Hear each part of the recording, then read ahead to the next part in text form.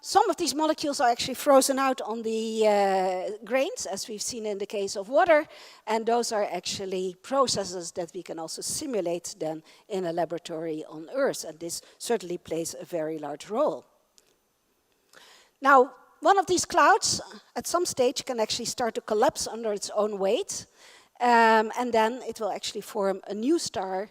And because the cloud always has a little bit of rotation, it forms automatically also a disk around the young star in which planets can then form. And so it's basically that gas and dust, that rich chemistry that we saw happening there, that is then transported to the disk and forms the basis for planetary systems. And thanks to ALMA, we also are going now into a new era of basically observational planet formation. So far, these disks look like little blobs, but now we can actually zoom into them and we can see sort of their structure and the locations in which new planets may be forming actually on solar system scales. And we can also now study the chemistry actually on solar system scales. Here are two young solar systems that are in the process of formation. And again, if we point ALMA at it, we see hundreds, thousands, in fact, more than 10,000 lines of various molecules, more than 100 different molecules, actually in this forming planetary system. And some of them are simple molecules, but some of them are indeed already getting to sort of prebiotic molecule, like the isocyanides, acetamide, etc. So we are now studying sort of the material really out of which new planetary systems are made. And how far can this complexity go? Well, you heard a lot about catalysis this morning. We are not doing catalysis in the sense that you are doing in terms of chemistry, that the surface plays a role, but the surface definitely plays a role in bringing the species together that can then react, starting here from carbon monoxide and hydrogen, that can form all of these sugars, in this particular example, going maybe all the way to ribose. And these are experiments actually done by one of our Russian PhD students in Leiden, Gleb Fedoseev. So this is very interesting to see sort of the chemical complexity that can happen actually on the surfaces of these tiny little dust grains in interstellar space.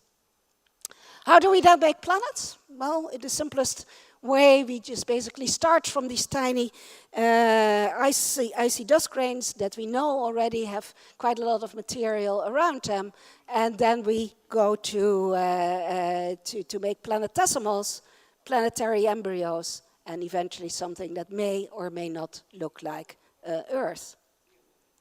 Now, comets are a very important intermediate step here. They are basically the building blocks of planets because that is sort of a size, kilometer size, that they start to interact with each other. And just recently, we had a fantastic mission, the Rosetta mission, that landed for the first time in humankind on the surface of a planet, of a comet. And it was actually a comet that was detected by two Russian astronomers, Churyumov and Gerasimenko, that you see over here.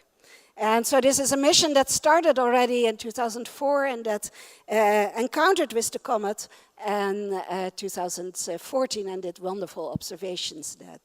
And if you want to hear more about that, come again to our symposium where Maria Drozdowskaja will tell more about this comparison between comets and interstellar molecules.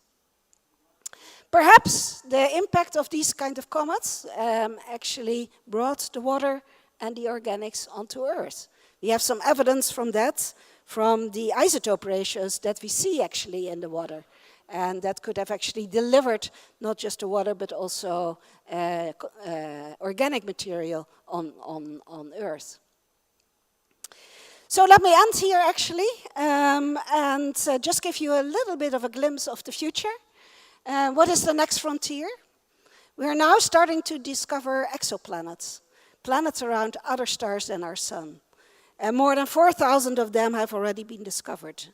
And we know about the statistics that on average, every star has at least one planet. The next step is clearly to study the composition of the atmospheres of these planets and see whether they have signs of life there. This is an artist's impression of a star, our nearest neighbor star, Proxima Centauri, around which a planet has been detected, Proxima b. And with the next generation telescopes, here the European extremely large telescope, 39-meter telescope diameter, we will actually be able to search in the spectrum of that exoplanet for signs of life. What are we looking for then? Not just water, but probably a combination of both oxidizing and reducing materials, like water, oxygen, but also CH4, nitrous oxide, etc. Only the combination of them may be a sign of biomarkers. So I will leave you with this image, and to give you a little bit of perspective, this is an image that was taken quite some time ago by the Voyager mission, when it went just beyond Saturn. It looked back, and there it saw our Earth, that tiny little dot that you see over there. That's home, that's us. I think what astronomy does, it not only tells you where the elements came from, where we came from in terms of our Earth, in terms of the ingredients for the building blocks for life, but I think it also provides us a little bit of perspective, and at the same time then also modesty and tolerance if we see that we are living on this tiny little dot in the middle of big galaxies. So, congratulations to UPAC from the International Astronomical Union. With this symposium, with this International Year of the Periodic Table, with the 150 years of Mendeleev. And I'll leave you here with our motto for this year. We're all world citizens under the same sky, that you see over here, both in English and in Russian. And please follow all the events that we're having to celebrate this through our website. Thank you very much.